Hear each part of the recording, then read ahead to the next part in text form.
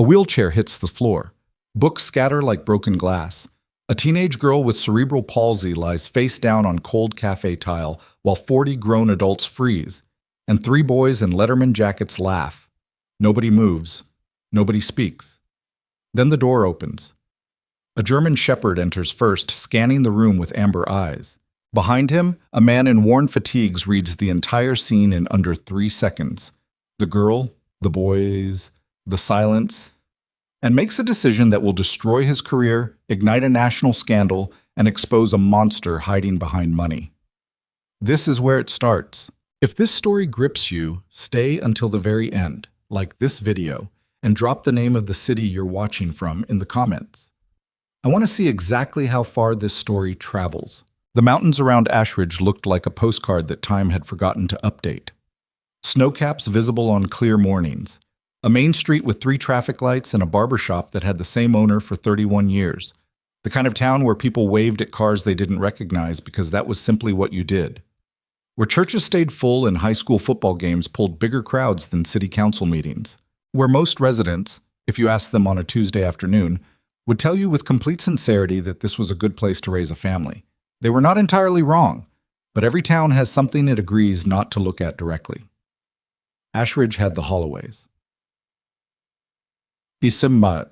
Lena Brooks had been coming to Ridgeline Cafe since she was 11 years old, back when her father was still alive, and the 3 of them, her mother, her dad, would split a stack of blueberry pancakes after Sunday service. That was before the accident, before the years of surgeries and physical therapy, and the particular exhaustion that comes from relearning how to exist in a body that has its own ideas about cooperation. She was 16 now. The cerebral palsy had always been there, always would be. A neurological fact her mother had spent years helping her understand wasn't a punishment, wasn't something broken, wasn't her fault. Lena had mostly learned to believe that. Mostly. On the second Tuesday of October, she wheeled herself through Ridgeline's side entrance. The one with the ramp that someone had installed badly, so one wheel always caught on the lip. Balancing her backpack across her lap and holding 3 textbooks against her chest because her bag zipper had broken that morning and nothing about Tuesday was cooperating. The cafe was packed, after-school rush. Booths full, counter full, the big round tables near the window claimed by the kind of people who bought 1 coffee and stayed for 2 hours. The air smelled like burnt espresso and somebody's oversweet pastry, and the particular warmth of too many people in too small a space. Lena navigated toward the back corner table. Her table. The one with enough clearance for her chair and an outlet for her laptop. And she was almost there, maybe 8 feet away, when she heard it. That laugh. She recognized it the way you recognize the sound of a car backfiring at night. Involuntary tension. The body knowing before the brain catches up. Grant Holloway was sitting at the center table with 2 of his teammates, Marcus Webb and Tyler Crane, still in their practice jerseys, shoulder pads removed, but everything else broadcasting the particular kind of confidence that came from never once having faced a consequence. Grant was 17, built like someone had designed him specifically to take up space in hallways. Wide shoulders, easy grin, the kind of face that photographed well and fooled adults on first impressions. He was already watching her. That was the thing about Grant Holloway that most people missed. He was never not watching. He had a hunter's patience beneath all that casual charm. And the moment Lena had cleared the entrance ramp, she had entered his field of attention. She kept her eyes forward, kept moving. "Hey, Brooks." She didn't stop. "Hey." His voice went up slightly. Not louder, just sharper, the way you'd speak to a dog that wasn't obeying. "I'm talking to you." Marcus snorted into his drink. Tyler leaned back in his chair, arms crossed, watching with the relaxed interest of someone at a sporting event. 40 people in that cafe. Lena counted them later. She had time to, afterward. 40 people eating, scrolling phones, having conversations about nothing, and every single one of them heard Grant Holloway speak. And every single one of them made the same calculation in the same half-second. This is not my problem. She reached her table, set her textbooks down, started to position her chair. "She's ignoring me." Grant said it to his friends, but he said it loud. Performing for the room. "That's actually kind of impressive. Doesn't she know who my dad is?" "Leave her alone." The words came out of Lena's mouth before she'd decided to say them. Low, tired, not brave. She didn't feel brave, just so deeply exhausted by the performance of pretending she hadn't heard him that something in her had simply given up pretending. The table went quiet. Grant tilted his head. That small smile. The one that didn't reach his eyes. What did you say to me? I said leave me alone. She pulled her laptop from her backpack, hands steady. I'm here to study. I'm not bothering you. See, the thing is, Grant said, standing up slowly, you're always bothering me. You wheel that thing around like you own the place, and everybody's supposed to just move for you and smile and act like Grant. The woman behind the counter, Carol, who'd worked Ridgeline for 12 years, said his name once. Just once. He looked at her. She looked away. That was all it took. One name, one retreat, and Grant Holloway understood exactly what the room had just confirmed. The 40 people in Ridgeline Cafe were not going to stop him. He walked toward Lena's table slowly, the way people move when they know they have time, and he reached down, picked up one of her textbooks, turned it over in his hands. A P Chemistry. He handed it to Marcus without looking at him. She's taking AP Chemistry. Good for her, Tyler said. Is it? Grant looked at Lena. Must be hard, right? Holding a pencil and everything. He said it pleasantly. That was the part that made it worse. The pleasantness. The smile that could have been a joke. That gave every observer in the room the permission to decide they'd misread the situation. That maybe this wasn't what it looked like. Lena looked up at him. Don't, she said. He put his hand on the back of her wheelchair. She grabbed the armrest. Don't. Her voice cracked slightly on the word, not from fear. From the particular kind of fury that comes from being afraid and angry at the same time, and having nowhere for either to go. What happened in the next 4 seconds was something the security camera above the entrance captured without bias or interpretation. Grant Holloway placed both hands on the back of Lena Brooks's wheelchair, and he pushed. Not a shove, not a stumble, a deliberate full-force push that sent the chair tipping sideways, and Lena, who had no warning, no time to brace, going down hard onto the tile floor, her left side taking the impact, the leg brace on her right leg cracking against the edge of the table on the way down. Books scattered, laptop hit the floor, and the screen cracked down the center like a fault line. Her phone spun under a neighboring table. The cafe went silent. Then Marcus laughed, and Tyler laughed. And Grant looked down at her on the floor with that same smile, that pleasant, camera-ready, victim of misunderstanding smile, and said, Oops. 40 people. Not one of them moved. Lena lay on the floor of Ridgeline Cafe and stared at the ceiling tiles and breathed. Just breathed.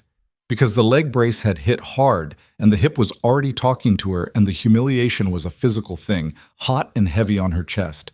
But she was not going to cry on this floor in front of these people. She was not going to give him that. She reached for her wheelchair. It had tipped fully on its side. Getting it upright from the floor without help was not... It wasn't impossible, but it was not fast, and it was not graceful, and every second of it was going to be visible to every single person in this cafe who was currently performing the act of not watching. Need a hand? The voice came from the doorway. She looked up. The man was tall, not ostentatiously, just functionally. The kind of height that came with a frame built to carry weight over distance. Mid-30s, maybe. Dark hair, not recently cut. He wore a plain gray t-shirt, worn cargo pants, a jacket that had seen weather. The dog beside him was a German shepherd, not young, moving with the controlled economy of an animal trained to specific purpose, scanning the room, reading exits, cataloging. The man wasn't looking at her brace or her chair or the books on the floor. He was looking at her face, like she was a person, and that was the relevant information. Yeah, Lena said.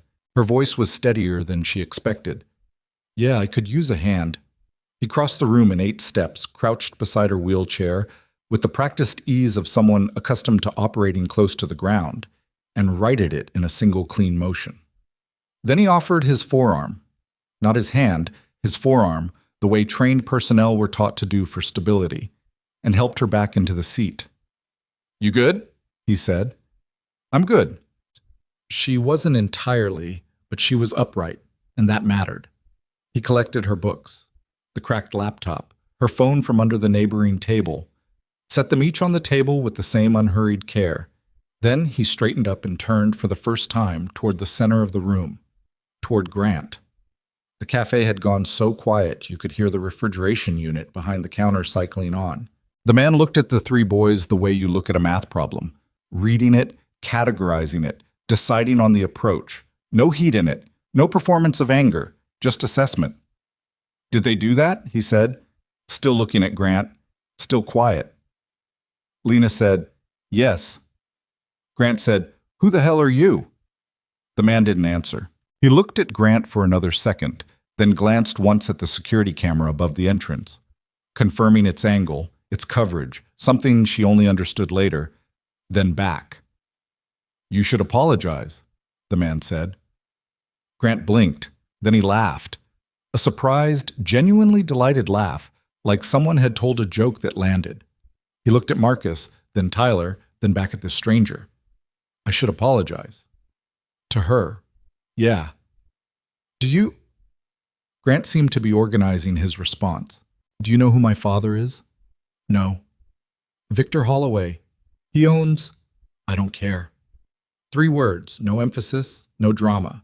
Just 3 words delivered with the flat certainty of someone stating a geographic fact.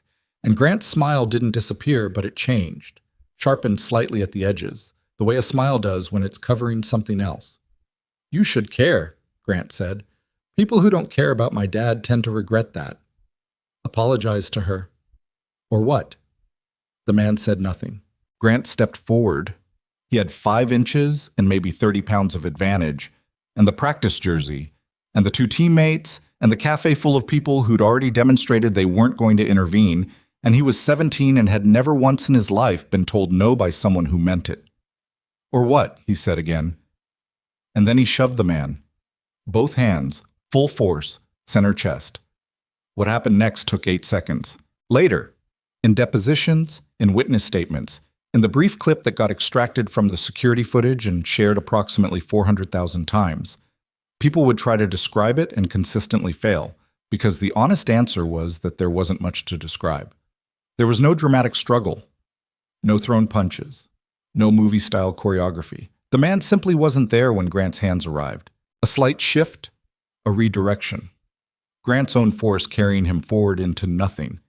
And then a controlled takedown, one hand on the collar, one on the wrist, and Grant Holloway was on the tile floor with his arm locked at the joint, and the man crouched beside him, applying just enough pressure to communicate the relevant information without causing injury. 8 seconds. The German Shepherd sat exactly where he'd been the entire time, watching. Grant made a sound, not quite a word, high and shocked and involuntary. "Hey!" Marcus started up. The man looked at him once. Marcus sat back down. "I'm going to let you up," the man said, still quiet. "When I do, you're going to stay where you are, and someone is going to call the police, and we're going to wait."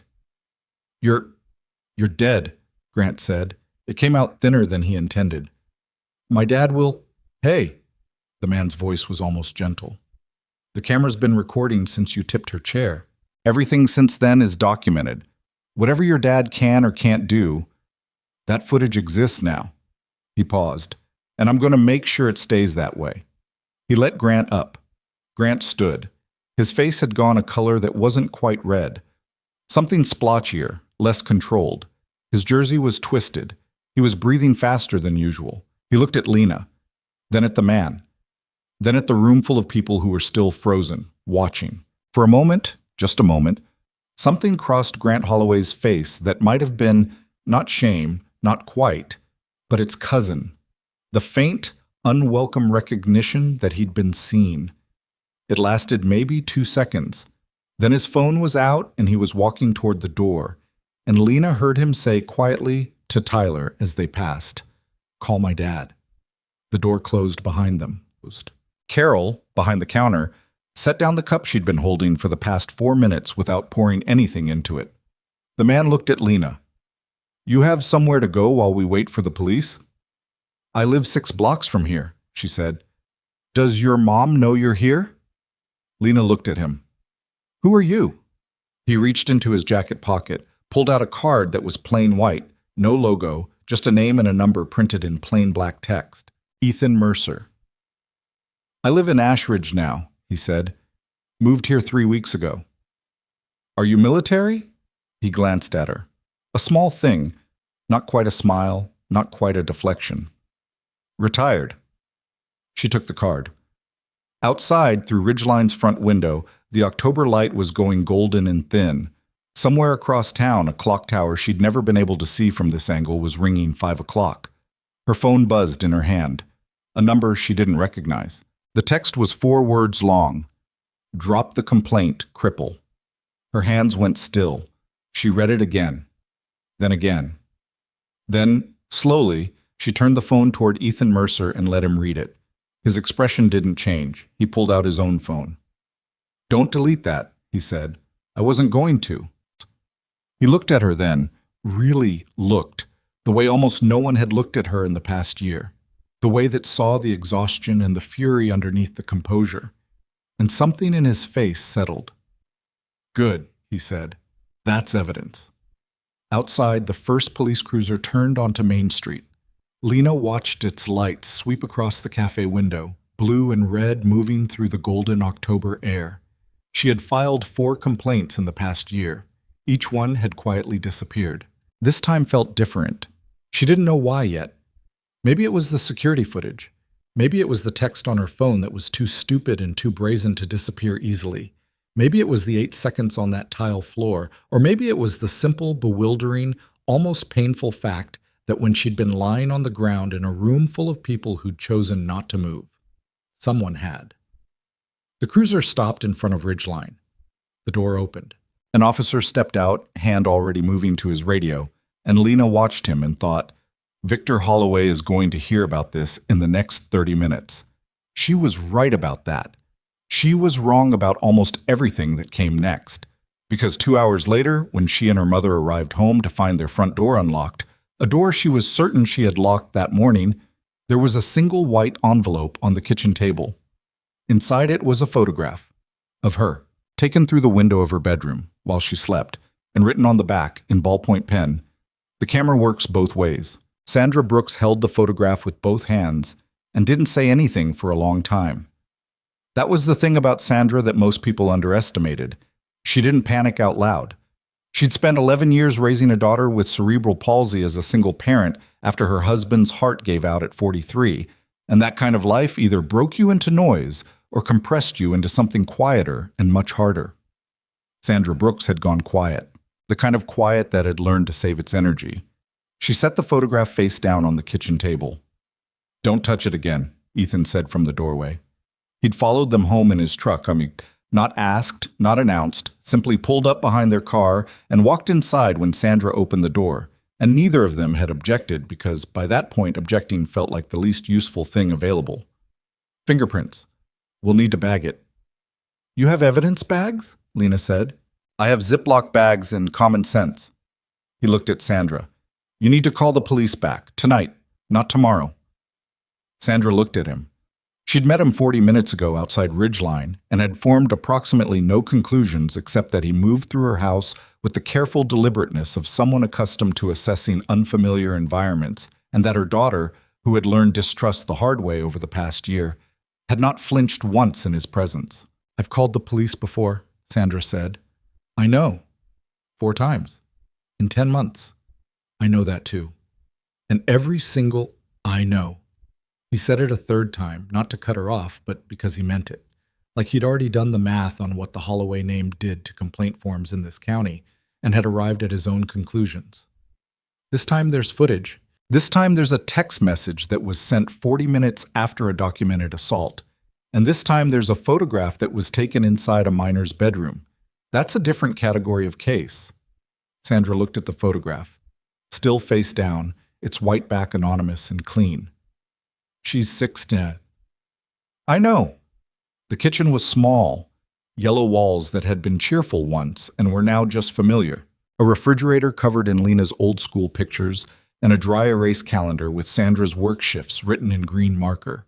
A house that was full of evidence of a life being carefully, continuously managed on not quite enough of everything. Lena sat at the table with her cracked laptop open, The screen fractured diagonally, but still functioning in the left half. She was reading something. She'd been reading since they sat down, focused in a way that meant she was doing it to keep her hands occupied more than for the information. "Who has access to that bedroom window?" Ethan asked. "Anyone with a ladder," Sandra said. "The window faces the side yard. There's a fence, but it's—" She stopped. "It's not a real deterrent. I'll look at it before I leave." "You don't have to." "I want to." He paused. "If that's all right?" Sandra studied him for a moment in that compressed, quiet way of hers. "You said you retired. From what exactly?" He reached for the Ziploc bag he'd found in her cabinet and carefully slid the photograph inside without touching it directly. "Navy." "Doing what?" Not a question.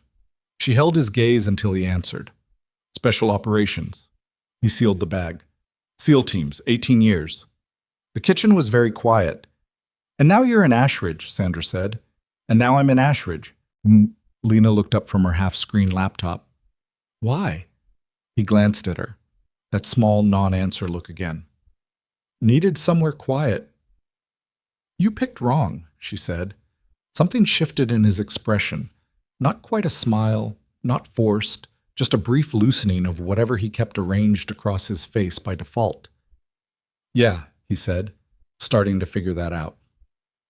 The officer who responded to Sandra's second call that night was named Deputy Carver, and Deputy Carver had been on the Ashridge force for 9 years, and in those 9 years he had learned certain things about how this town operated, the way you learn things you're never supposed to say out loud. He sat across from Sandra at the kitchen table with a notepad and wrote things down carefully, and when he got to the part about the photograph, he wrote that down carefully too.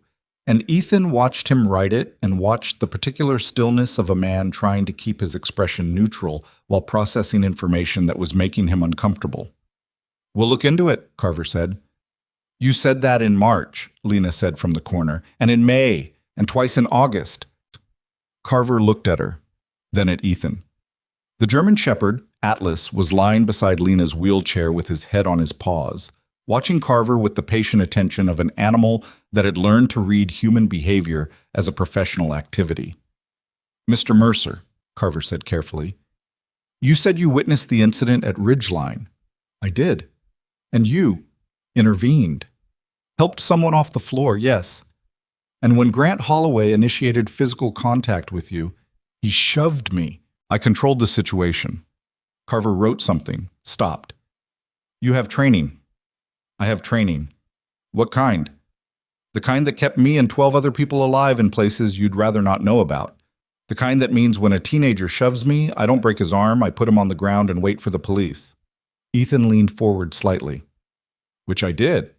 Is there a problem with that?" Carver's pen was very still. "No," he said.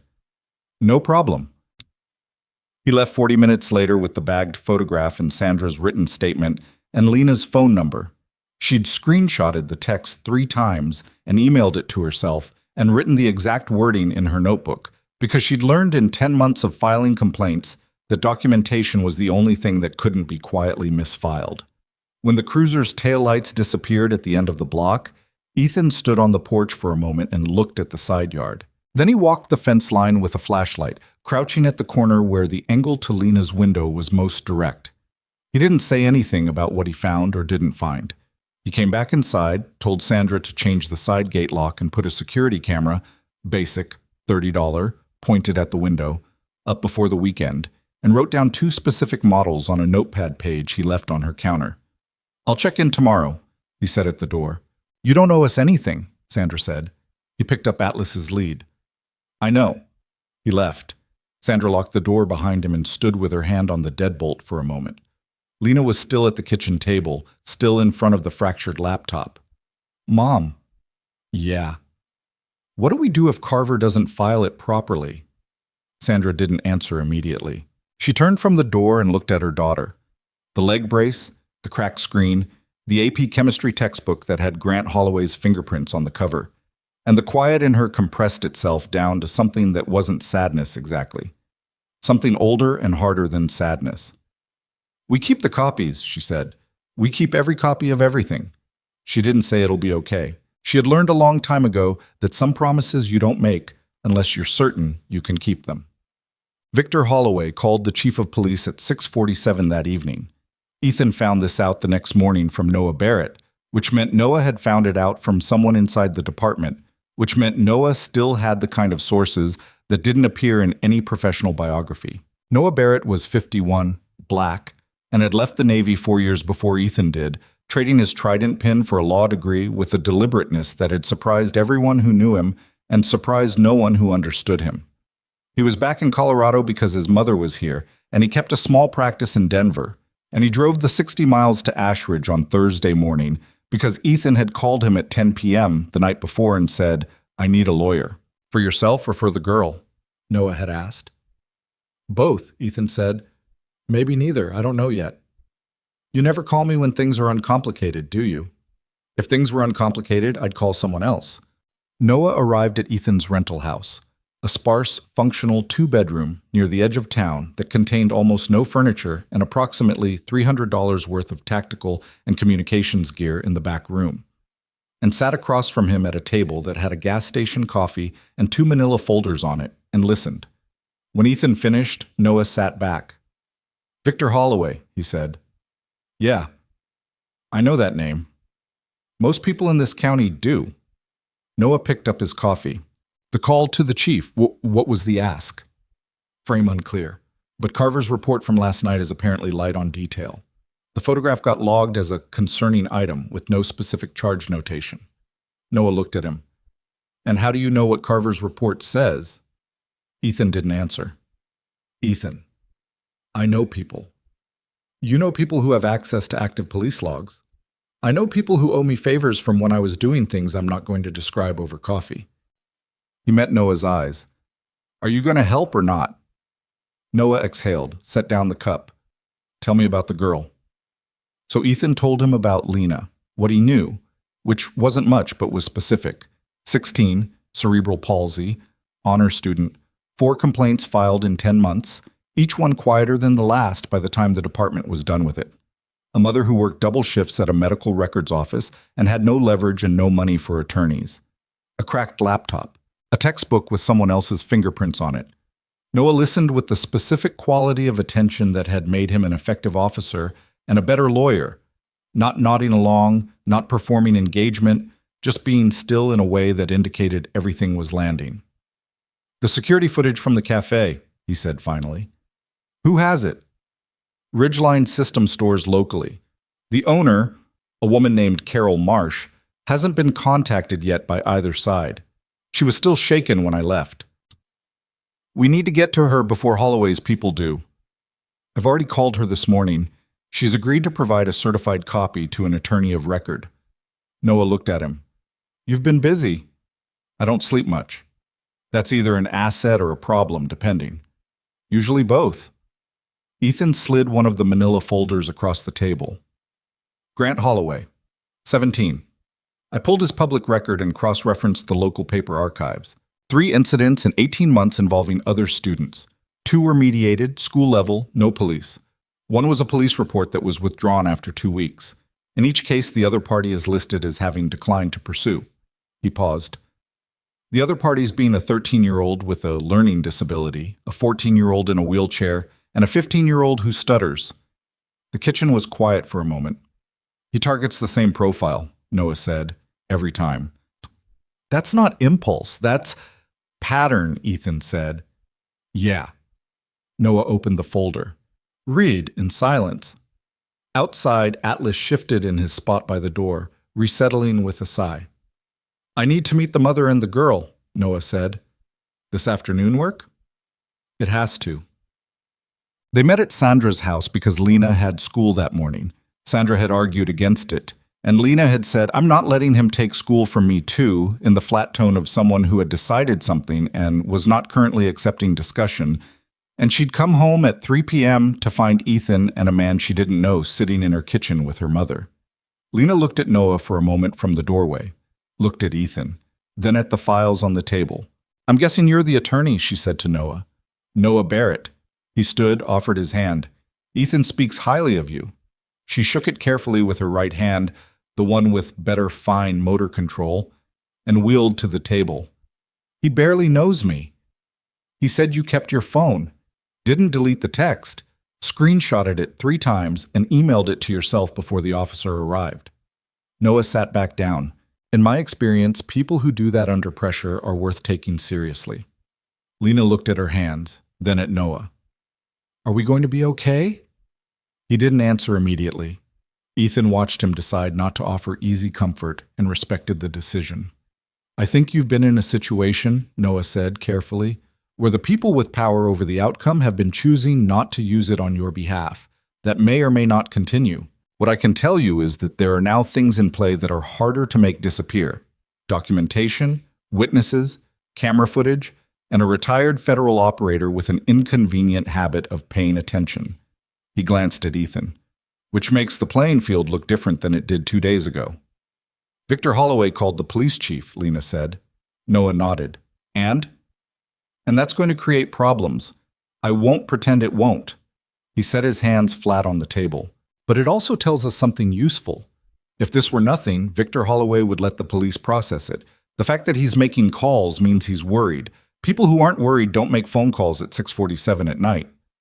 Sandra, standing at the counter with her arms crossed, said, What do you need from us? Every piece of documentation you have, every complaint number, every officer's name, every date, the texts, the screenshots, the notebook Lena wrote the wording in last night. He looked at Lena. And I need you to tell me everything, not just what you put in the complaints, everything that happened, the order it happened, anyone who saw any part of it. Can you do that? Lena looked at the table. Something moved across her face. Not reluctance, more like the effort of moving towards something that was still painful to be near. Yeah, she said, I can do that. They worked for 3 hours. Noah wrote longhand, a yellow legal pad, small, precise letters, and asked questions with the methodical patience of someone building a structure rather than gathering a story. Ethan sat mostly quiet, contributing only when a detail needed technical framing. Atlas slept. At 6 p.m., Noah closed the legal pad, capped his pen, and looked at Sandra. I need to tell you something honestly, he said. Sandra straightened. Victor Holloway has an attorney named Richard Shea who has made 4 civil complaints disappear in this county in the past 7 years. He does it through a combination of aggressive pre-litigation letters, witness interviews that feel remarkably like intimidation, and a very good relationship with the county clerk's office. He let that sit. If Grant Holloway and his friends are charged, Shea will come at this family with everything available. That means depositions. It means people who you think will support you potentially changing their statements. It means attempts to recharacterize both Lena and Ethan in the public record. He looked at Lena. They will say things about you that are not true. They'll say things about your condition, your behavior, your history. It won't feel like justice. It'll feel like a second assault. The kitchen was very still. And the alternative, Sandra said, the alternative is this ends here. Lena is a minor, the civil exposure is limited. Grant gets a talking to from a judge who plays golf with his father, and 6 months from now the family is exactly where it is today, except with more documented retaliation and fewer options. He waited. Lena said, There's a third option. Both men looked at her. What if it's not just me, she said. Noah frowned. Meaning? The text called me. She stopped. It used a specific word, and there's something about the way Grant and his friends operate that I've been thinking about since last night. She opened her cracked laptop, worked in the functioning half of the screen. They've been filming me. Not just at Ridgeline, other times. I've seen Grant's phone out when I didn't think he knew I'd noticed. Marcus has a secondary account, not his main one. She turned the screen toward them. I found this 3 months ago, and I didn't know what to do with it. It was a private content aggregator, the kind that hosted video content behind a follower wall. The account name was Random Characters. No real identification, but the thumbnail on the most recent video, the most recent of 43 videos, showed a girl in a wheelchair in a school hallway, shot from an angle that suggested a phone tucked at chest height. A candid shot. A hunting shot. The timestamp was from last month. The view count was 47,000. Noah looked at it for a long time. Then he looked at Ethan. Something passed between them that wasn't exactly words, more like the shared recognition of experienced people who have just realized that what they walked into is considerably larger than what they came prepared for. "Lena," Noah said very carefully, "did you recognize anyone else in those videos?" She nodded. Her jaw was set. "I recognized 4. From this school?" "2 from this school. 2 from Millhaven. That's the district next door." Noah put his pen down. "I need you to write their names down for me," he said, "and I need you not to touch that account again. Don't log in, don't screenshot, don't access it from any device registered to this household. Can you do that?" "Why?" "Because if this is what I think it might be, we need the digital trail to be completely clean, and right now the only person who can keep it clean is you." Lena closed the laptop. Her hands were steady. Her voice, when she spoke, was not. "They've been doing this for a long time, haven't they?" she said. Not a question. Already knowing. Noah didn't soften it. "That's what I intend to find out." Outside, the last of the October light was dying against the mountain line, going from gold to copper to the flat gray of an evening that had given everything it had. Sandra was looking at the wall above Noah's head, not seeing it, her arms still crossed in that particular way that meant she was holding herself together from the outside in. On the kitchen counter, her phone buzzed. She picked it up, read the screen. Her face went through something. Not quite fear, not quite recognition. And she turned it toward Ethan. The text was from an unsaved number. "Your new friend can't protect you from my father. Tell him to go back to whatever war he crawled out of. This is your last courtesy warning." Ethan read it, looked up. His expression had settled into that quality of stillness she'd first seen in the cafe. Not calm exactly, but controlled in the way that a pressurized system is controlled, everything contained for now, direction not yet determined. "How many phones do you have?" he asked Sandra. She blinked. "What? How many phones? Personal, work, any?" "2. 1 personal, 1 from the office. Starting tonight, you don't discuss this case on either of them. Any communication about this case goes through Noah's office line." He looked at Noah. "Secure?" "Secure enough," Noah said. Ethan nodded. He picked up his jacket from the back of the chair. Atlas was already standing, reading the room. "I need to make some calls," Ethan said. "To who?" Sandra asked. He was already at the door. "People I know." "The favor people?" Lena said from the table. He looked back at her. That almost smile again. "Different favor people." He left. The door closed. Sandra stood in her kitchen with Noah Barrett and her daughter and the October dark pressing against the windows and the refrigerator humming and the dry erase calendar on the wall showing the month in green marker and the growing, vertiginous understanding that the thing they had stepped into was no longer the size of one afternoon in a cafe. The phone in Sandra's hand buzzed again. Same number. This time there was no message. Just a photograph. Her car. In the parking lot of her office building, taken today during work hours, from close enough that the license plate was sharp and clear and readable. She looked at it for a long time. Then she set the phone down and looked at her daughter. And her daughter looked back at her, and neither of them said anything, because there wasn't anything to say that made the photograph smaller or the parking lot farther away, or the fact of being watched feel like anything other than what it was. They were very far out on something now. And somewhere across town, in a house that Lena had never been inside and hoped never to enter, the phone on Victor Holloway's desk was also ringing.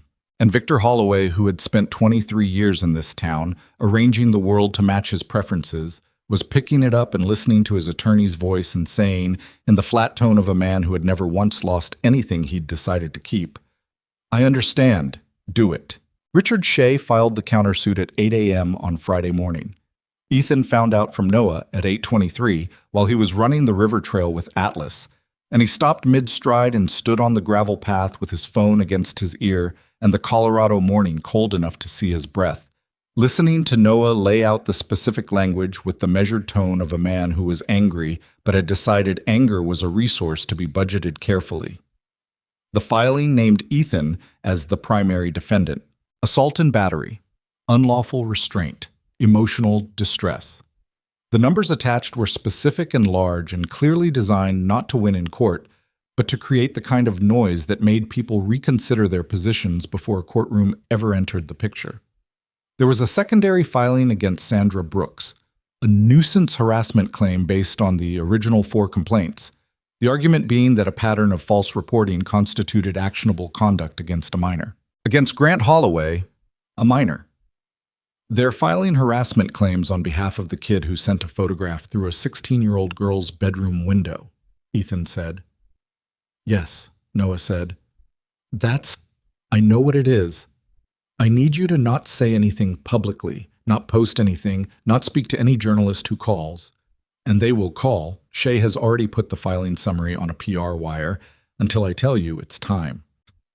Atlas had circled back, reading Ethan's stillness, and sat at his feet watching him.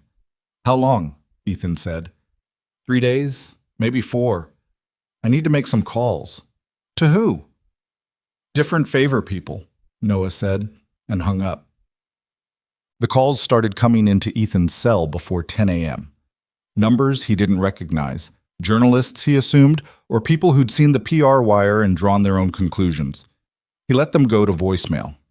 By noon, there were 11 messages. By 3 p.m., there were a news van parked outside Ridgeline Cafe and a second one on Sandra's block, and Carol Marsh at Ridgeline had locked the front door and put a handwritten sign in the window that said, "Closed for private event," because she didn't have a better answer ready. Ethan drove to the school at 3:15 to meet Lena at dismissal because Sandra's shift didn't end until 5, and because he had decided, without asking permission, that the interval between school ending and Sandra being home was a window he wasn't comfortable leaving unmonitored. He parked across the street and waited. Atlas sat in the truck bed, watching the school's front entrance with professional interest. Lena came out at 3:22 with 2 other students. A girl with thick glasses who peeled off toward the bus loop, and a boy Ethan didn't recognize who walked with her as far as the bottom of the ramp before heading in his own direction. She saw Ethan's truck immediately, crossed the street without hesitation. You heard about the filing, she said, before he could say anything. Yeah. It's on the news. I know. She looked at the truck, at Atlas, then at him. They're calling my mom a harasser. I know. She works at a medical records office. She has a supervisor who watches local news. Ethan looked at the school building across the street, the clean brick facade, the trophy cases visible through the front glass, the homecoming banner still up from last weekend. Normal. Exactly as normal as it had looked every day for years while the thing inside it was happening. Get in, he said. I'll take you home. They drove without talking for a block, then 2. Atlas shifted in the truck bed when they turned. Are you scared? Lena asked. He considered the question with the seriousness it deserved. No. You should probably be a little scared. Victor Holloway destroyed a contractor's business in 2019 for underbidding one of his projects. The guy had 3 employees. He had to move his family to New Mexico. She was looking out the window. I researched him. After the cafe. That doesn't surprise me. It doesn't scare you. Fear's useful when it changes what you do, he said. When it just sits there making noise, it's overhead. Lena turned and looked at him with the specific expression of someone deciding whether that was wisdom or deflection. She seemed to land on possibly both. What did you do? She asked. In the Navy, specifically. Specifically is classified. Generally. He drove for a moment. Went places that needed people who could operate without a lot of support. Made decisions under time pressure with incomplete information. Brought people home when I could. He paused. Didn't always. The truck was quiet. Outside, Ashridge went past in its ordinary way. The hardware store, the diner, the insurance office with the broken letter on its sign that had been broken for 2 years. The video account, Lena said. The one I showed you and Noah. Did he look into it? He's looking. Because I found something else last night. She pulled out her phone. The cracked screen one, now with a secondary cheap phone beside it that Ethan had bought that morning from a gas station. She showed him the screen. The account uses a payment processor to manage the follower wall. The payment processor requires a registered user. It's set up under an LLC.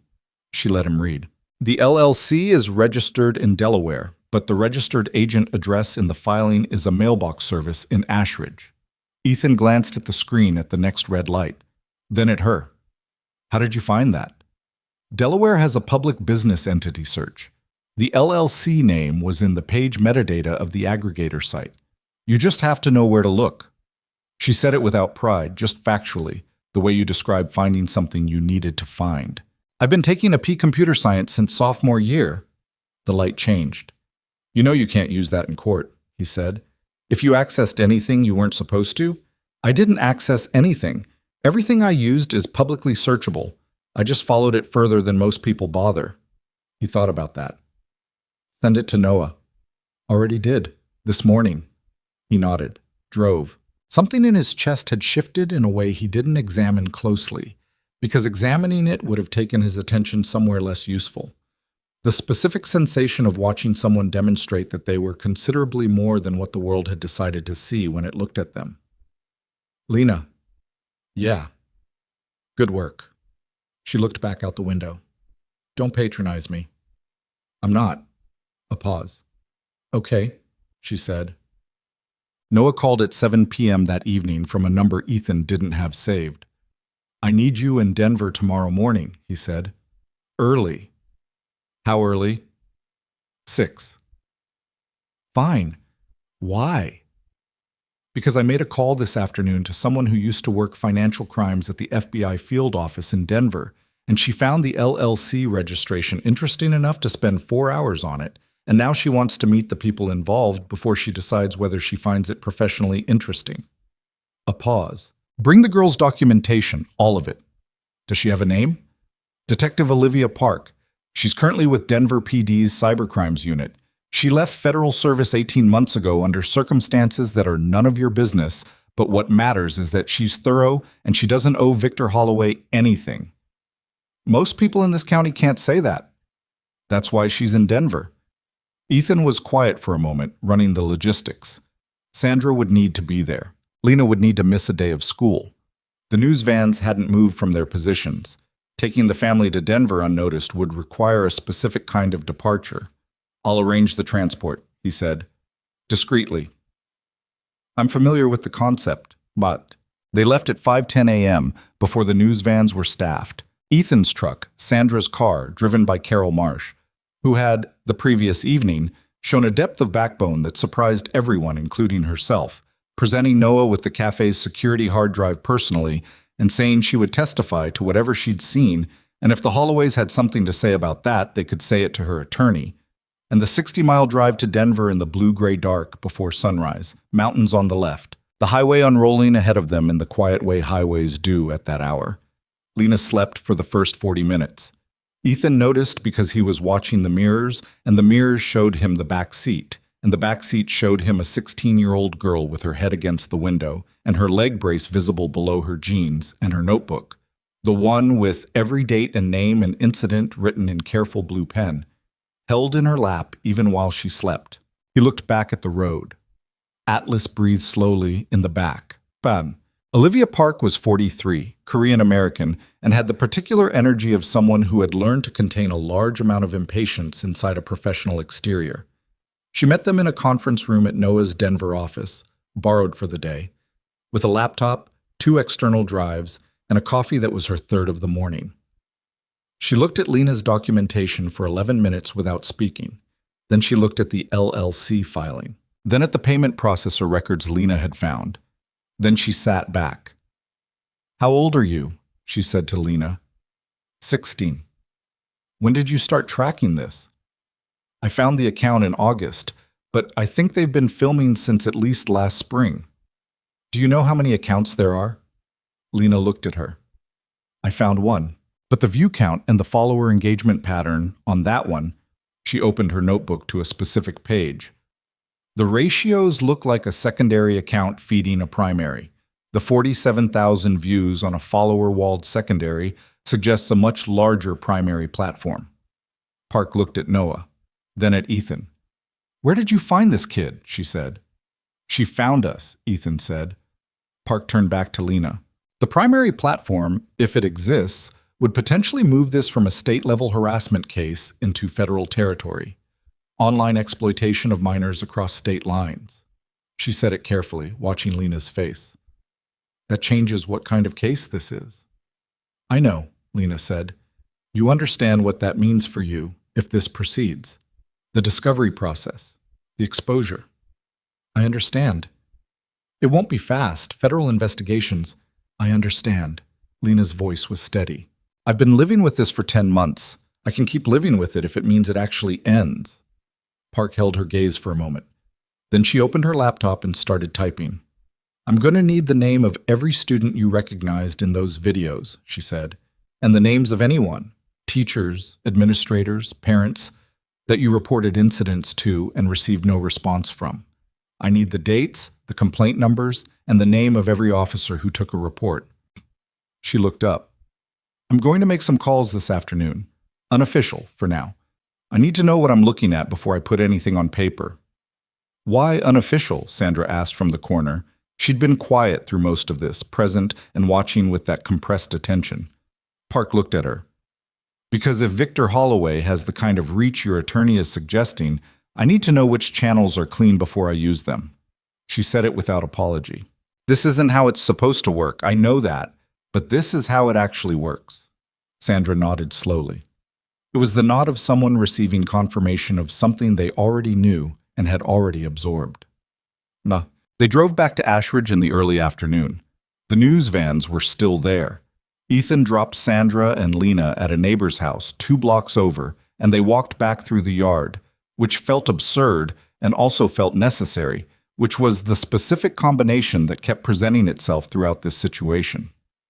At 4 p.m., Richard Shea held a press conference on the steps of the county courthouse.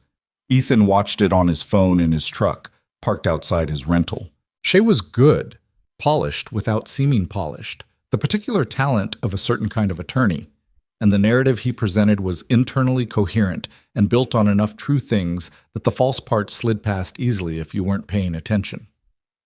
A disturbed teenager who had a history of documented behavioral concerns, citing the complaints Sandra had filed, reframing them as evidence of instability rather than victimization. A decorated athlete from a respected family who had been subjected to an unprovoked physical assault by a trained military operative. A mother whose pattern of harassment toward the Holloway family had created a poisoned environment. He never once mentioned the photograph taken through Lena's bedroom window. He never mentioned the text that called her a slur. He never mentioned 47,000 views. By 6 p.m., the filing had been picked up by 2 regional outlets and 1 national news aggregator with a particular appetite for the specific story shape Shea had constructed. Rogue soldier attacks, teenager, family fights back. The framing was efficient and coherent, and Ethan's name was spelled correctly in every version. His phone had 46 new messages. He read none of them. He was sitting at his kitchen table when Noah called at 6:45, and he picked up on the first ring. It's moving, Noah said. I saw the presser. Not what I mean. A pause. Park called me an hour ago. She found the primary platform. Ethan went still. It's not one account, Noah said. It's a network. 17 content accounts across 4 platforms, all feeding a primary subscriber hub. The subscriber count on the hub is... He stopped, like he needed a second with the number. 112,000. The kitchen was very quiet. The content, Ethan said. Disabled students, minors with mobility impairments, speech disorders, cognitive disabilities. Filmed without consent, edited for, they call it comedy. Comments enabled. Revenue sharing active. Another pause. The oldest content she's found so far is dated 22 months ago. Grant Holloway was 15. Ethan looked at the wall. Park is going federal with it tonight, Noah said. She has a contact at the FBI's cybercrimes division in Denver who she trusts. This goes to them. It's out of Shea's reach. Out of Victor Holloway's reach, mostly. Money reaches everywhere, but federal jurisdiction makes it significantly harder. A pause. There's something else. Say it. Park found 3 other minors in the content, kids from other districts. One of them, a 14-year-old from Millhaven, the footage of her is significantly more invasive than the rest. She's filmed in what appears to be a locker room. Ethan said nothing. He was very still in the way. He went still when the thing in front of him exceeded what he'd expected, and he needed a moment to recalibrate without losing the thread. "Does the family know?" he said. "Not yet. Park wants a federal rep present when they're contacted. Protocol." A pause. "Ethan, this became something different than a cafe." "I know. The press narrative Shay built today is going to collide with what Park is putting together. And when that collision happens, it's going to be public, and it's going to be loud, and the family is going to be at the center of it." Noah's voice was measured, but underneath the measurement, there was something that sounded like the effort of a man who had seen a lot and was still capable of being troubled. "Are you prepared for that?" "I'm not the one who needs to be prepared." "No, but you're the one who started it." Ethan thought about that. About 8 seconds on a cafe floor. About a photograph taken through a bedroom window. About a 16-year-old girl who fell asleep in the back of his truck holding a notebook she'd been keeping for 10 months because nobody had been keeping it for her. "Yeah," he said. "I started it." He hung up, sat for a moment.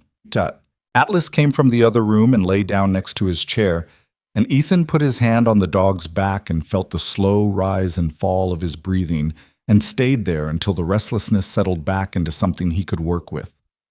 Then he picked up the phone and called Lena. She answered on the second ring.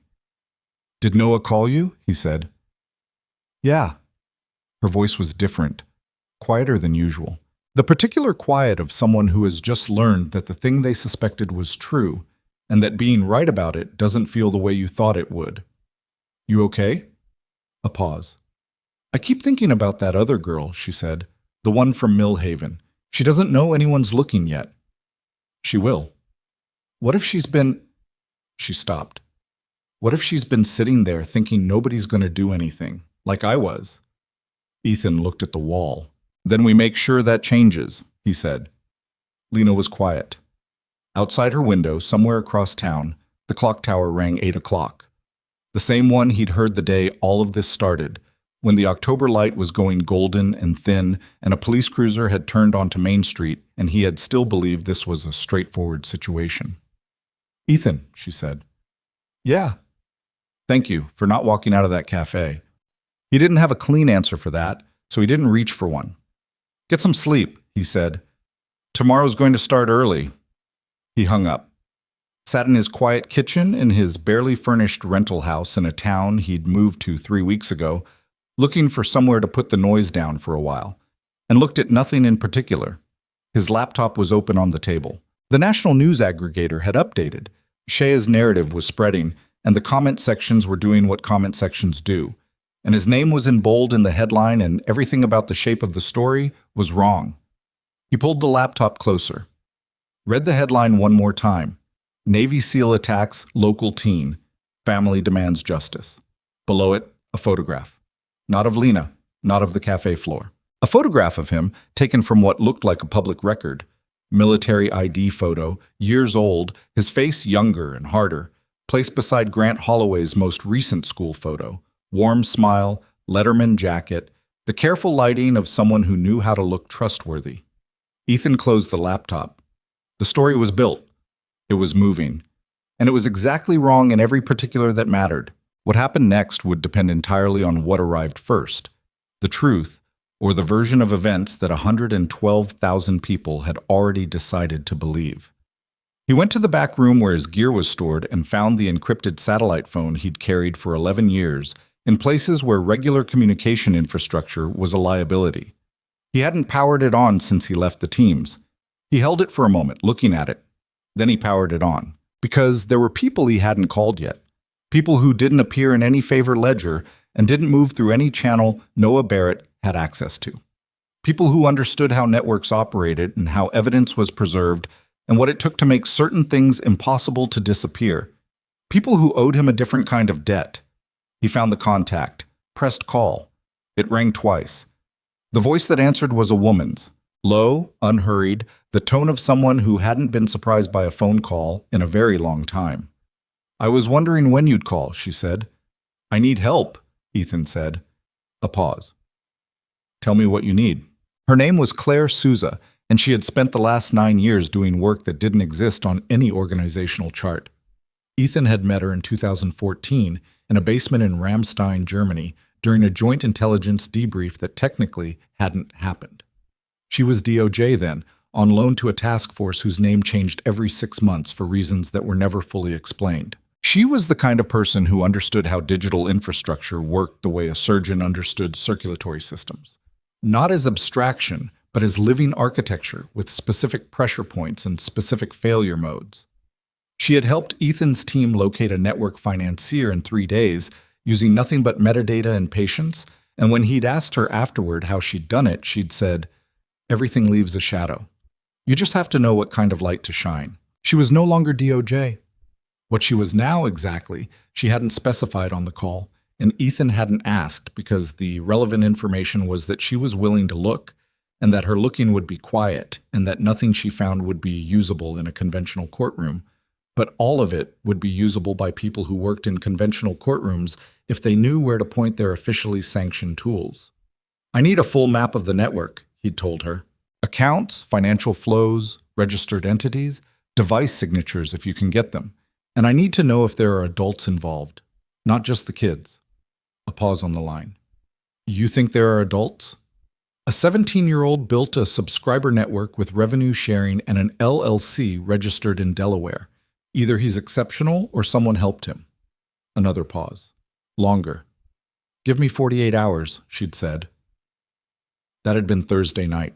By Saturday morning, 48 hours later, Ethan was sitting across from Noah in his Denver office with a printed summary that Claire had sent through an encrypted file transfer, and Noah was reading it with the particular stillness of a man who had stopped breathing without realizing it.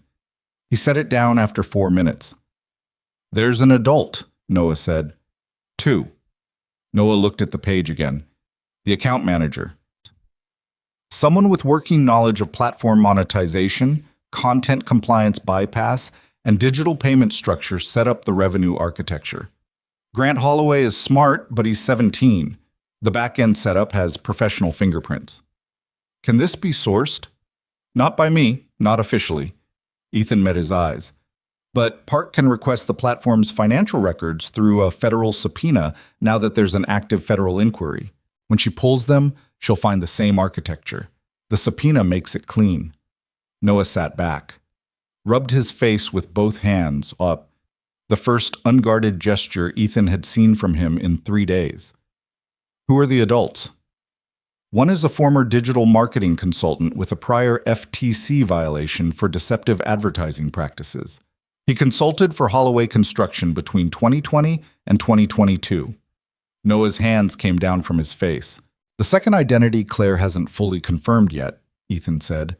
"But the device signature associated with the primary hub administrator has a geolocation history that puts it inside Ashridge High School on 14 separate occasions during school hours." The office was very quiet. "A staff member," Noah said. "That's what the data suggests." Noah stood up, walked to the window. Denver's downtown was doing its Saturday morning thing outside. People with dogs, a farmer's market on the block below, the ordinary texture of a city going about its weekend. He stood there for a moment looking at none of it. "If there's a staff member involved," he said, "then the school's failure to act on Lena's complaints wasn't just negligence. No, it was complicity. Possibly, or intimidation, or both." Ethan paused. "We don't know yet what the staff member's role was. Could be active participation, could be someone who was shown what the network had on them and chose silence. Blackmail. It's a possibility worth considering." Noah turned from the window. His expression had settled into something Ethan recognized from the teams. The look of a person who has finished being surprised and is now purely operational. "I'm calling Park," he said. "She's already been sent the summary. Same channel." Noah looked at him. "You sent it to her before you came here," Noah said. It wasn't a question. "I wanted her to have time to read it before we talked." "You could have told me that at the start of this conversation. I wanted to see your reaction to the adult element before you knew Park already had it." Noah stared at him for a long moment. "That's annoying." "Yeah. And it's also exactly what I would have done." He picked up his phone. She's going to need to move fast if she wants the federal angle to stay ahead of Shay's civil filing. The hearing on the assault charges is Tuesday. I know. Which means we have 72 hours, Ethan said. I know. Park called Noah at 11 a.m. and was in Ashridge by 2 p.m., which said something about her relationship with the speed limit on I-70 that Ethan chose not to examine. She arrived at Sandra's house in an unmarked car with a woman Ethan didn't recognize, mid-40s, dark blazer, the specific posture of federal law enforcement, who she introduced simply as Agent Reyes, FBI Cybercrimes, Denver Field Office. Sandra opened the door and looked at the two of them and said, "Come in," and made coffee, because making coffee was something to do with your hands when federal agents arrived at your house on a Saturday afternoon. Lena was at the kitchen table when they came in. She looked at Reyes, then at Park, then at Ethan standing in the doorway. "How bad is it?" she said. "It's complicated," Park said. "How bad on a scale?" Park sat across from her. "We've identified a subscriber network that's significantly larger than the secondary account you found. We're looking at content that spans multiple school districts and at least 2 states that we can confirm so far." She held Lena's gaze. "We've also found evidence suggesting adult involvement in the network's financial structure." Lena was very still. "An adult at the school?" she said. Park didn't answer immediately. "Lena." Sandra had set the coffee down and was standing behind her daughter, hand on the back of her chair. "Let them... Is there an adult at the school involved in this?" Park looked at Reyes. A half-second exchange, then back. "We have a device signature consistent with school premises," Park said. "We don't have a confirmed identity yet. The federal subpoena for platform records was filed this morning. We'll have financial and device data within 72 hours if the platform complies, and federal pressure means they will." Lena looked down at the table. Her notebook was open in front of her, the blue pen entries going back 10 months, dates and names and complaint numbers in careful rows. "I reported to 3 people at that school," she said. Her voice was quiet and flat and very controlled. "My homeroom teacher, the vice principal, and the school counselor." The room was quiet. "I reported 4 separate incidents, in writing, twice." She looked up at Park. 2 of those reports went nowhere inside of a week. The other 2, I never got confirmation they were even logged. Reyes was writing something. "The counselor," Lena said. "Mr. Hadley. He told me..." She stopped, like she was deciding whether the next part was relevant or just painful. She decided. "He told me that Grant was going through a difficult year, and that sometimes when young men acted out, it was a cry for support, and that perhaps I could consider whether my presence in certain shared spaces was, and he used this exact word, provocative." The pen in Reyes's hand stopped moving. Sandra said nothing. She had gone very still behind Lena's chair in that compressed, pressurized way, and Ethan, watching from the doorway, thought that whatever Sandra Brooks was feeling in that moment was probably something she had been feeling for 10 months and had never quite had the right audience for until now. "He said that to a 16-year-old girl who'd reported being filmed without her consent," Reyes said. "Not a question, not heated, just placing the fact where it needed to be." "Yes," Lena said. Reyes closed her notebook. "Thank you. That's helpful." Meet. The 72 hours moved the way time moves when too many things are in motion simultaneously, both too fast and too slow, the hours thick with waiting and then suddenly gone. On Sunday, a journalist named Priya Anand from a Denver investigative outlet published a piece that had nothing to do with Richard Shay's press conference narrative. It had everything to do with the original security footage from Ridgeline Cafe, which Carol Marsh had provided to Noah as attorney of record, which Noah had provided to Anand after determining that the story going public before Tuesday's hearing was more advantageous than the alternative. The piece ran at 6 a.m. with the footage embedded. No editorial framing, no commentary, just the timestamp, the angle, the 40 adults who didn't move, and the 8 seconds. By noon, it had been viewed 900,000 times. By 4 p.m., 2 of the original 40 cafe witnesses had contacted Noah's office asking how to submit statements. A third called the police department directly. A retired teacher named Margaret Cho, who had been sitting 3 tables from Lena when Grant pushed her wheelchair, and who had gone home afterward and not slept well in 3 nights. and had finally decided that not sleeping well was information worth acting on. Shea issued a response calling the footage release a deliberate attempt to prejudice the jury pool. Noah issued a response noting that the footage had been obtained through standard legal channels and that its contents spoke for themselves. The internet largely agreed with Noah.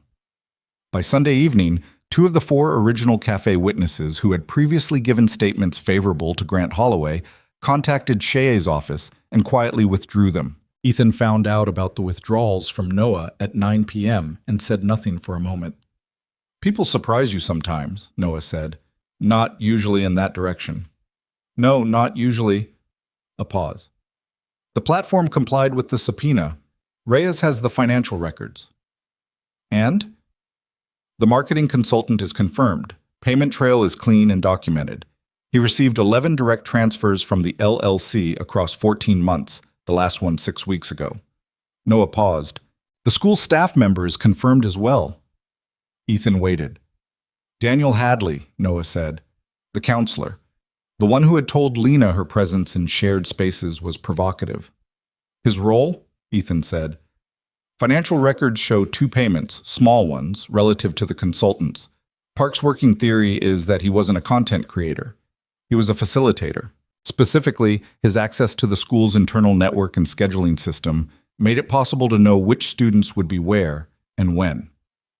The kitchen in Ethan's rental was very quiet. "He helped them film the kids," Ethan said. "That's what the records suggest.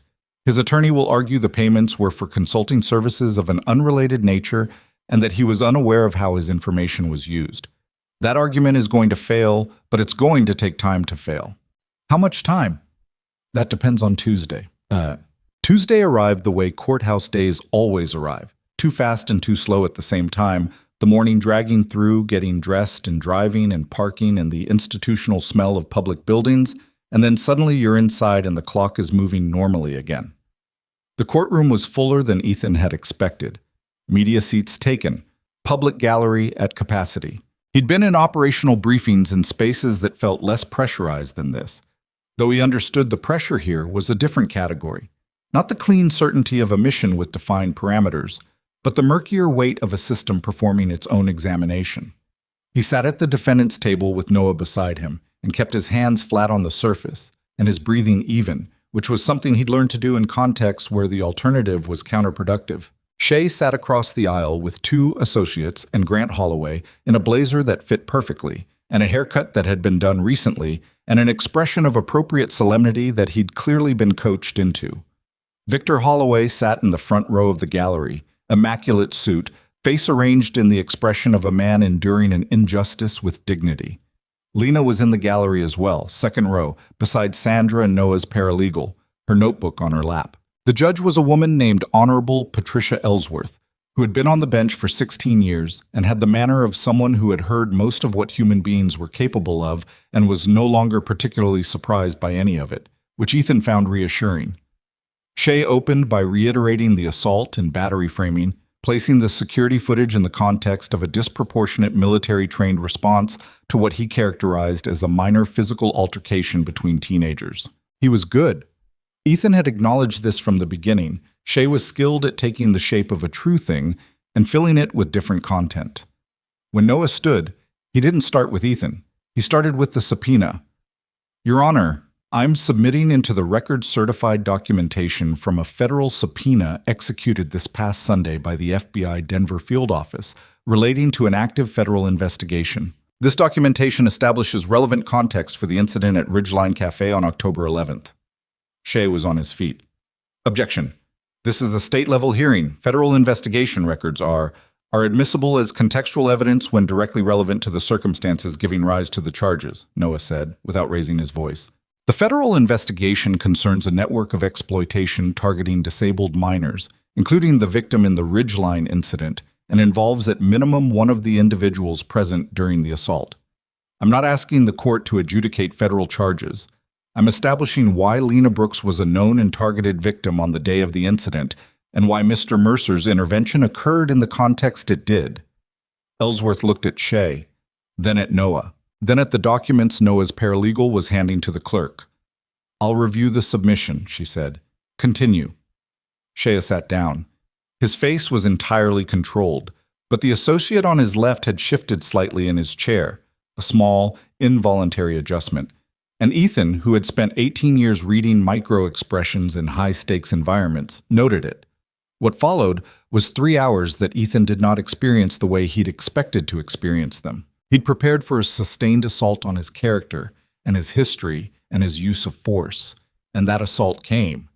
And he answered it, calmly, factually, with the care of someone who had been debriefed after operations and knew how to present sequence without editorializing.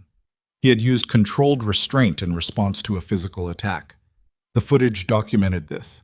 He had waited for law enforcement. The footage documented this. He had not struck, kicked, choked, or caused injury. The footage documented this. But the weight of the hearing shifted when Ellsworth asked to view the security footage herself. The courtroom watched it on a mounted screen. All 4 minutes and 37 seconds, from the moment Lena entered Ridgeline through the moment the police cruiser pulled up outside. Ellsworth watched it once through without expression. Then she asked for it to play again from the moment Grant Holloway stood up from his table. The second viewing was very quiet. When it finished, Ellsworth looked at Shea. "Mr. Shea," she said, "the documentation submitted this morning by the defense indicates that your client's minor son is a subject of an active federal exploitation investigation involving the victim in this footage. Is that your understanding of the current situation?" Shea's jaw was set. "My client is a person of interest in an unrelated federal inquiry that has no bearing on— It has bearing on the question of this victim's prior relationship with your client's son and the context in which the incident at Ridgeline Cafe occurred," Ellsworth said. Her tone was the same throughout. That was the thing about her. She didn't need to change her tone to indicate that the conversation had fundamentally shifted. "I'm going to take a 30-minute recess to review the submitted documentation, after which I'll hear further argument." She left the bench. The courtroom exhaled. Noah leaned close to Ethan and said quietly, "She read the subpoena summary." "Yeah," Ethan said, "she knows. She knew before she came in. Judges read pre-submitted documentation." "Then the recess is for Shea's benefit," Ethan said. "She's giving him 30 minutes to make a decision." Noah was quiet for a moment. "What decision?" Ethan looked across the aisle. Richard Shea was leaning toward Victor Holloway in the gallery, speaking low and fast. Victor Holloway was listening with the expression of a man receiving information that is incompatible with his existing model of a situation. "Whether to keep fighting a case that is about to become a much worse case to be fighting," Ethan said. The 30 minutes passed. Ellsworth returned. Shea requested a continuance to prepare additional documentation. Ellsworth denied it. Noah submitted 3 additional witness statements. Margaret Cho and the 2 gallery witnesses who had withdrawn their previous pro-Grant statements, now resubmitting under oath with different content. At 2:17 p.m., Ellsworth dismissed the assault and battery charges against Ethan for insufficient evidentiary basis, finding that the security footage documented a proportionate defensive response to an initiated physical attack and that the framing of the original complaint was inconsistent with the documented record. She was precise about it. No flourish. Just the finding, the reasoning, the ruling. The gallery made noise. Ellsworth didn't gavel it, just waited for it to resolve on its own, which it did. Ethan sat at the table and didn't feel what he'd expected to feel, which was relief. What he felt was more specific and less comfortable than relief. The awareness that the courtroom was the easy part of what was coming, that the federal investigation was just beginning, that Daniel Hadley was about to be arrested and the school district was about to discover what complicity looked like in a liability context, that 112,000 subscribers were about to discover that the content they had been watching and paying for had a legal consequence with their names potentially attached to it, that Lena still had to live in Ashridge and go to school and navigate a town that had spent 10 months looking away. He looked back at the gallery. She was watching him from the second row, notebook closed for once, her hands in her lap. Something in her face was complicated. Not quite relief either. He could see that, but something related to it, something adjacent to it that hadn't quite finished arriving yet. He nodded at her. She nodded back. Outside the courthouse, the media was waiting in a cluster that was notably larger than the one that had covered Shea's press conference. Noah stepped out first, which was the plan. Attorney first, client secondary, limit the visual of Ethan in the lead because the rogue soldier narrative had traction and there was no point in feeding it a clean image. Ethan came out while Noah was speaking and stood to the side and watched the street. Denver traffic doing its afternoon thing. A couple walking a dog past the courthouse steps without looking up. The ordinary world conducting itself. His phone buzzed. A text from a number he didn't recognize, but the area code was Ashridge. This isn't over. VH. Ethan read it. Put the phone in his pocket. Victor Holloway was right about that. It wasn't over. The federal case was in its early phase, and early phases were long and difficult, and the Holloway family's resources hadn't been meaningfully depleted yet, and Shay was already pivoting to a new strategy that would become apparent in the next few days. But something had changed in that courtroom in a way that couldn't be walked back. The footage existed. The subpoena existed. The network's financial architecture was now inside a federal evidence system. Daniel Hadley had a federal agent outside his front door. And in the second row of that gallery, a 16-year-old girl who had filed 4 complaints and been told 4 times in 4 different polite ways that she was not the kind of problem this town felt like solving. That girl had watched a judge read a piece of paper and make a decision that said, without ambiguity, what happened to you was real, and the person who stepped in to stop it was not wrong. It wasn't justice, not yet. Justice was months away at minimum, possibly years, and it would be incomplete when it arrived because it always was. But it was a beginning.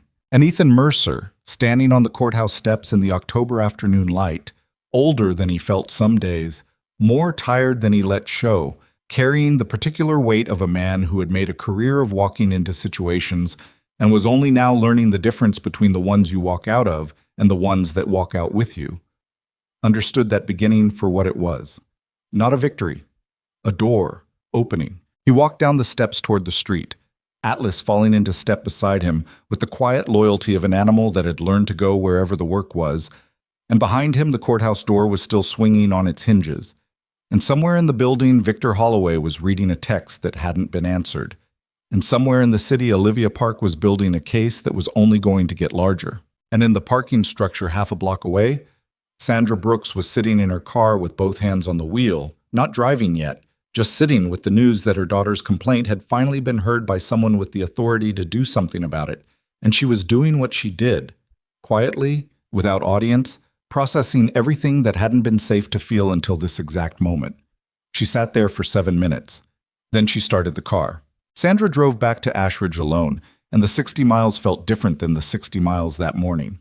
Nothing about the road had changed. Same mountains, same highway, same flat gray of late afternoon pressing down on the asphalt. But something in the interior quality of the drive was altered. The way a room feels different after a window's been opened, not transformed, just aired out. Something that had been sitting stale finally moved. She got home at 4:30.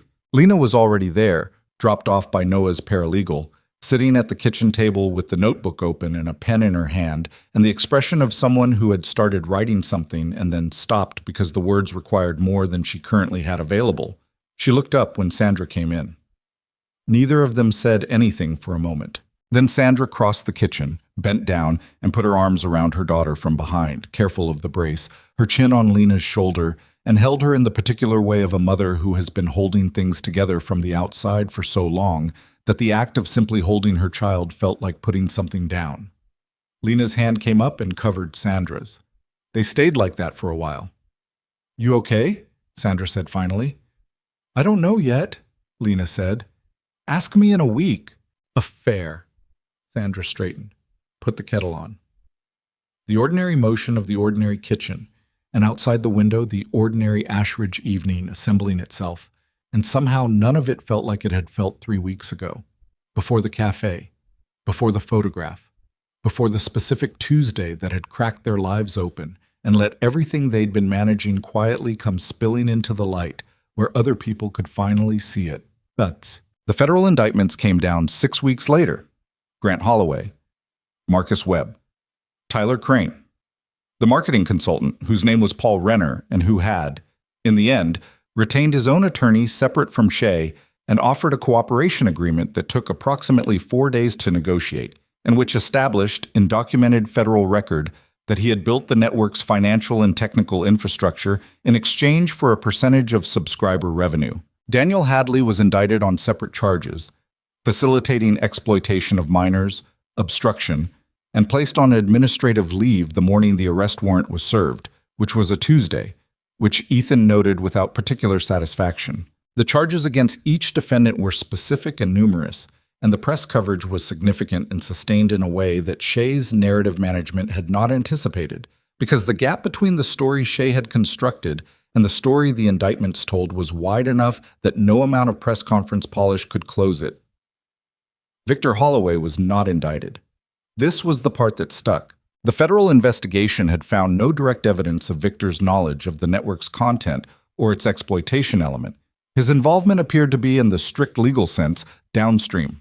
He had made calls to the police chief and engaged Shay's services and applied the pressure available to a wealthy man whose son was in legal jeopardy.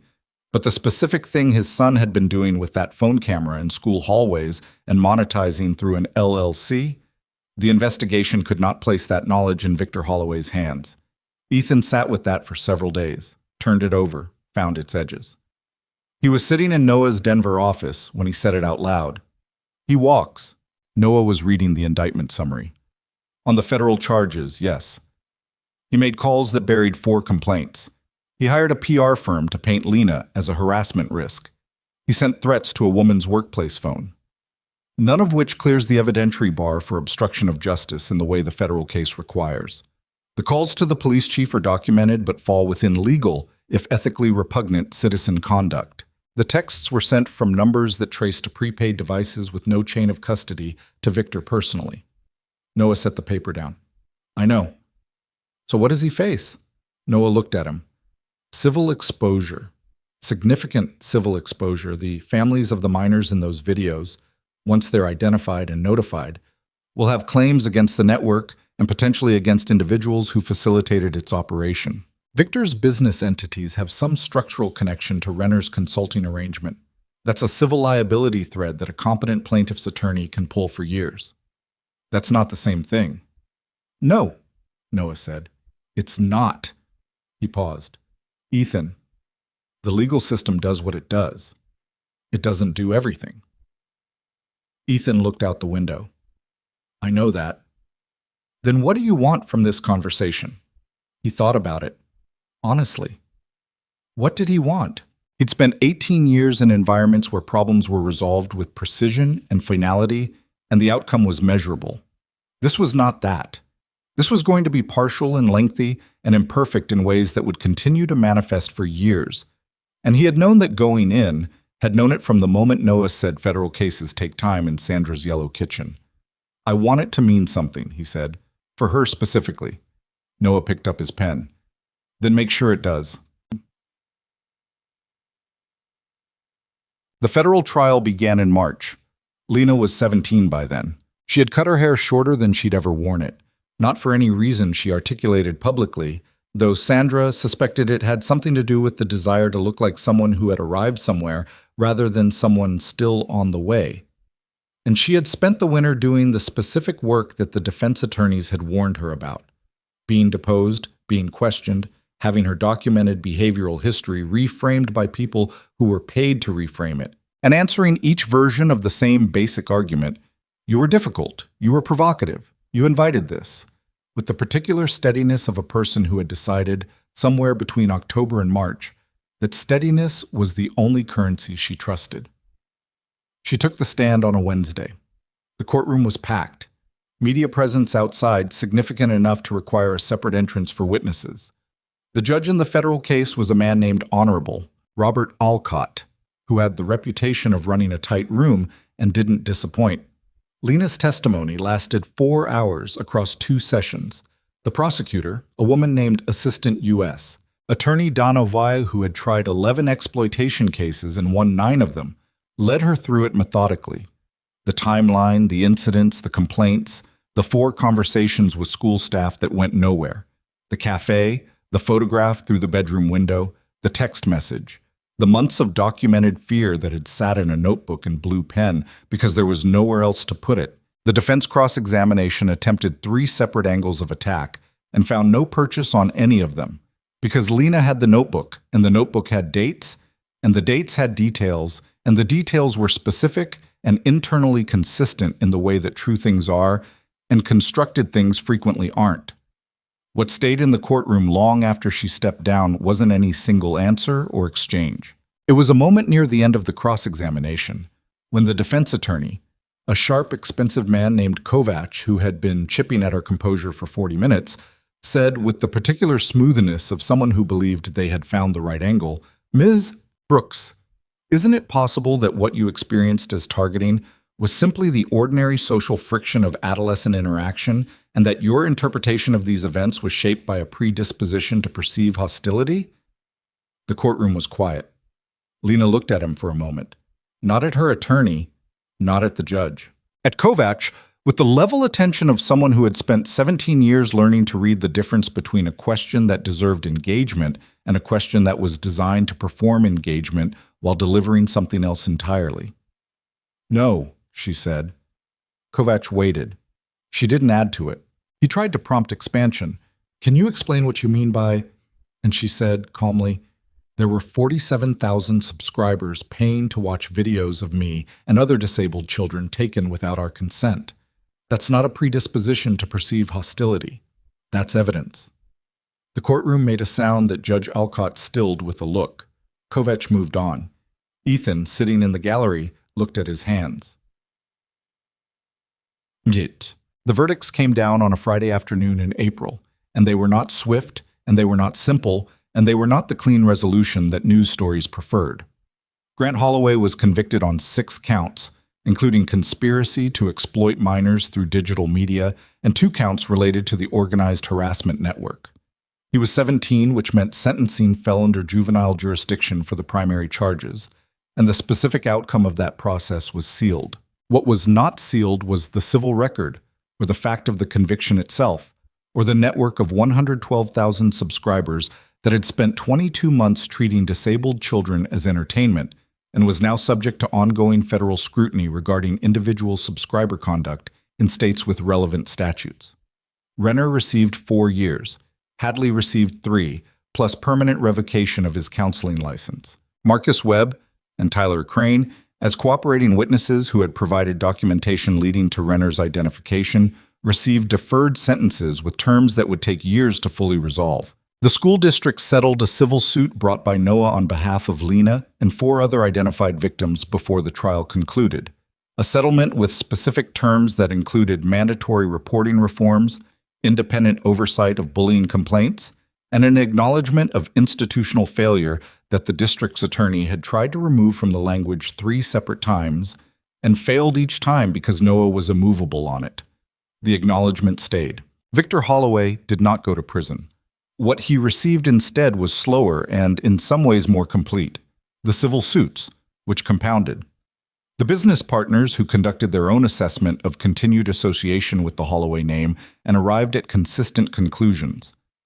The Holloway construction projects that failed to secure renewal contracts from 3 municipal clients who cited unspecified concerns. The public record that now contained his name in proximity to an exploitation network, not as a defendant, but close enough that proximity did the work. He gave a statement in May.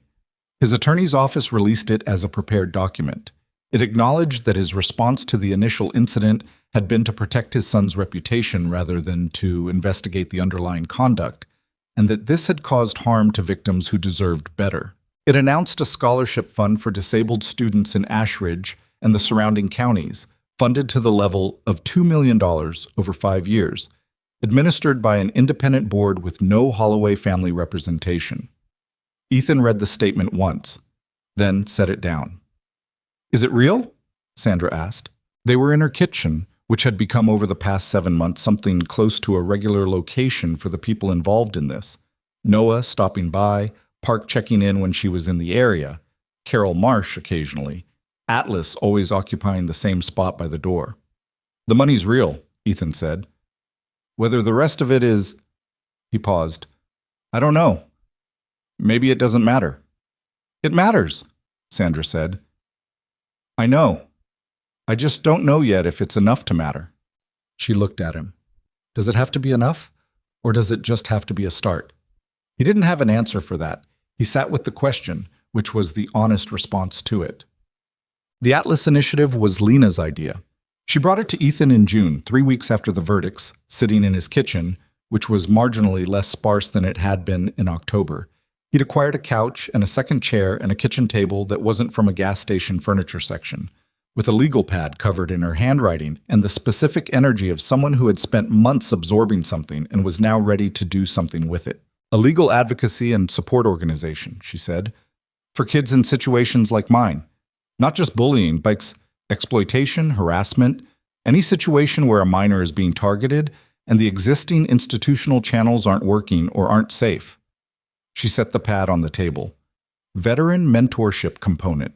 Because the thing that changed everything for me wasn't the law. It was someone walking into that cafe who already knew how to read a situation and wasn't afraid of the people making it happen. Ethan looked at the pad. The layout was detailed. Operational structure, proposed funding sources, partnership frameworks. The handwriting was dense and precise. "You've been working on this for a while," he said.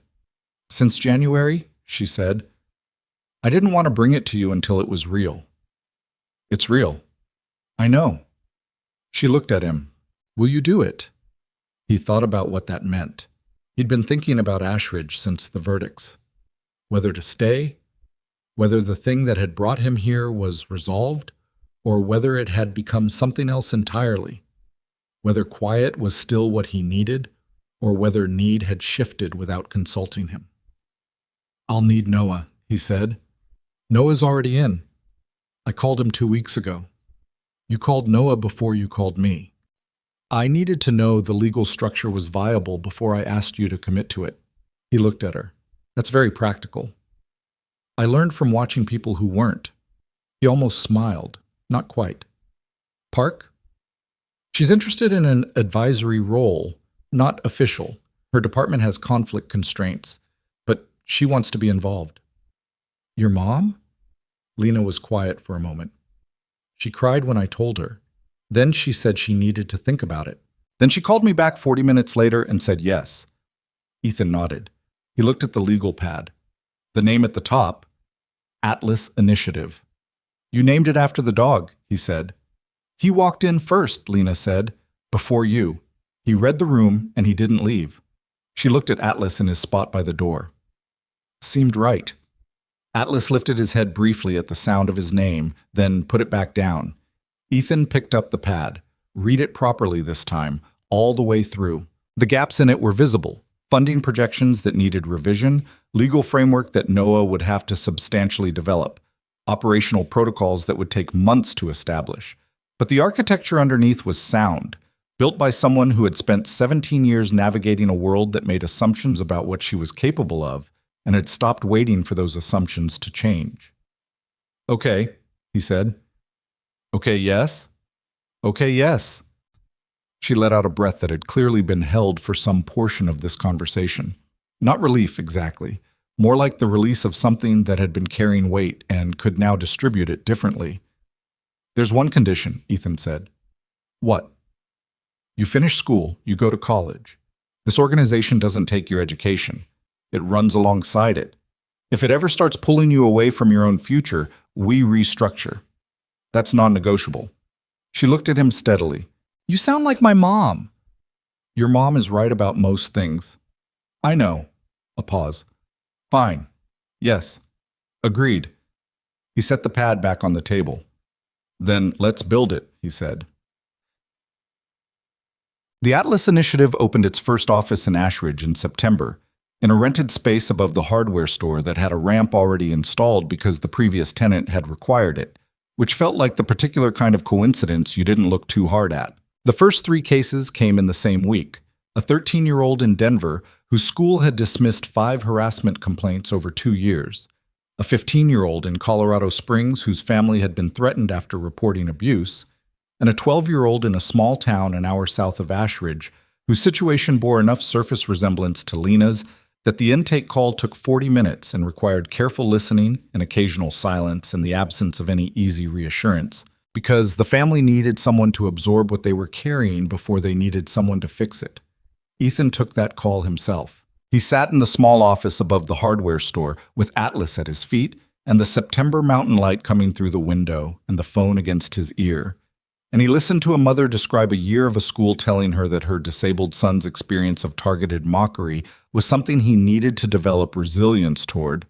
And he didn't say, "I understand," because that was language that smoothed over the specific texture of what she was living. And he didn't say, "We'll fix it," because he'd learned from 7 months of watching the legal system do what it did and not do everything else that promising specific outcomes was a kindness that became a liability.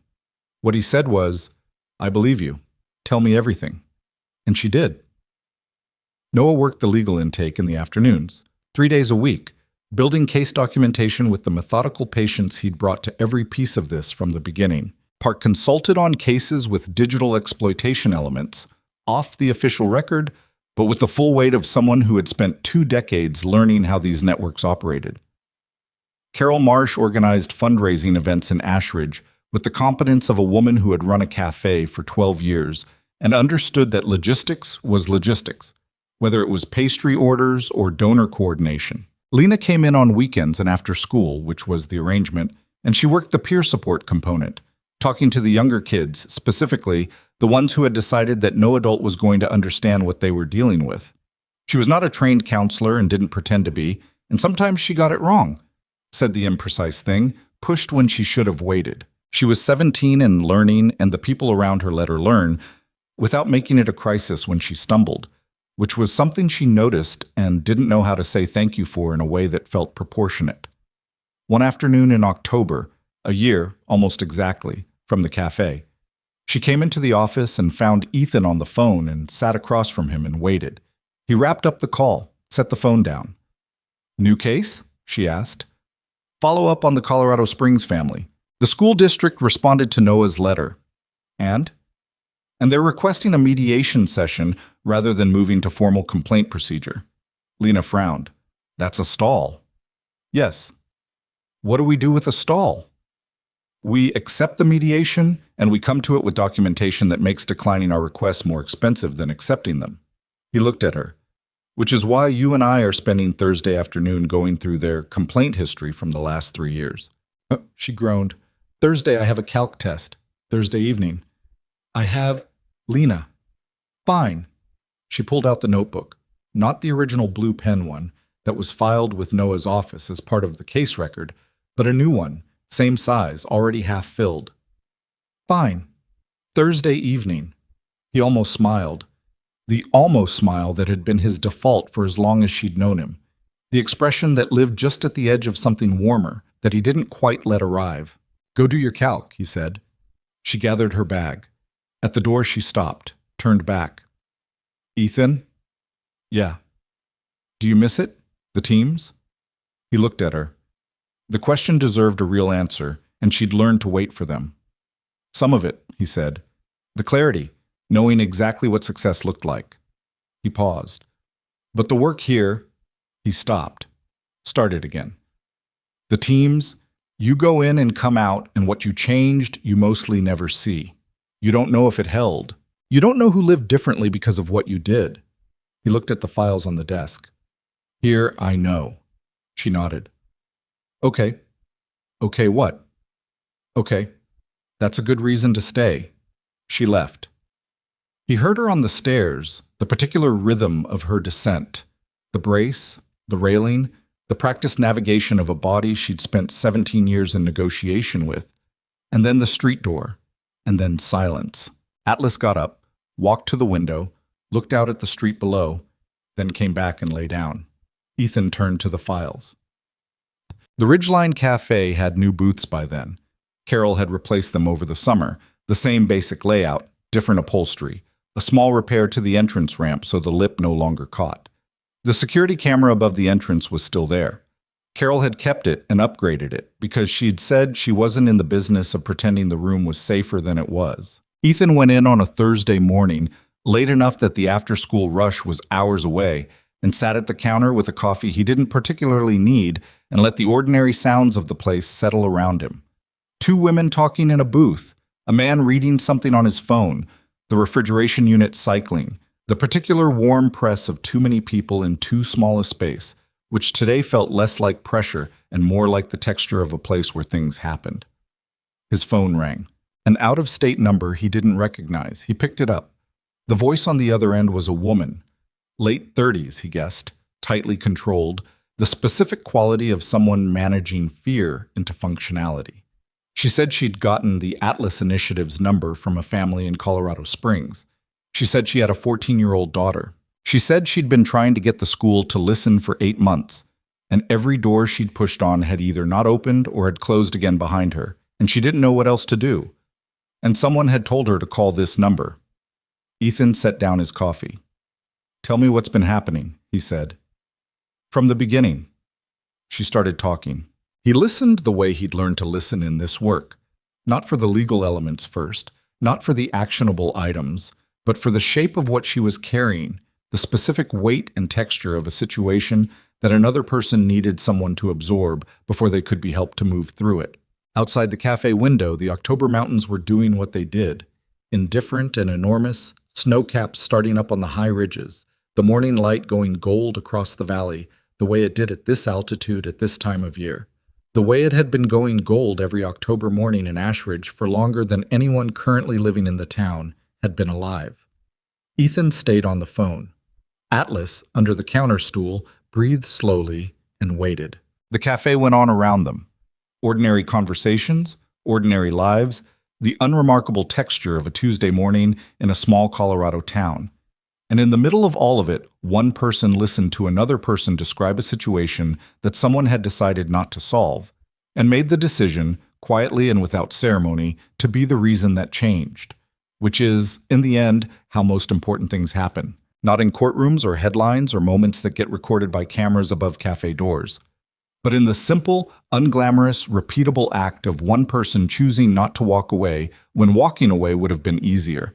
That choice, made once, had changed a town. Made enough times by enough people. It changes everything.